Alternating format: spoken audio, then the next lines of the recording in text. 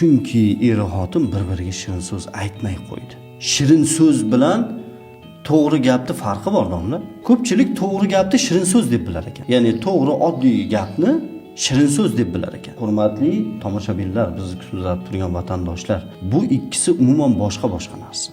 Shirin so'z o'z nomi bilan shirin, eshitgan insonni xursand qiladigan. Siz asal yaladingiz yoki bir shirinlik yedingiz, kayfiyatingiz qanaqa ko'tariladi? Miyaga qanaqa serotonin, dopamin chiqsa, shirin so'zdan xuddi shunaqa dopamin chiqadi insonni. Erkaklarimizni aksariyati ayoliga shirin so'z aytmay qo'ygan. Shunchaki to'g'ri gaplashadi xolos. Ha, onasi yaxshimisan? Yaxshi o'tiribsizlarmi? Bolalar yaxshimi? Men ishdan keldi, ha.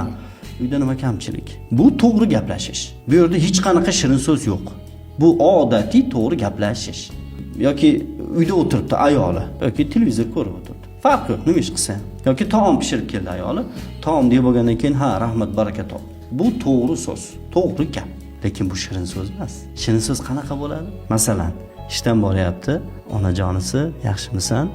Kechani Ikrom Sharif domlani nimasida bor ekan? Sen mening xotirjamligimsan deb turing degan. Telefon qildingiz yoki ishdan boryapsiz. Telegramda shundoq ham bekerak odamlarga ham nimalardir yozasiz-da. Ishda o'tiribsiz.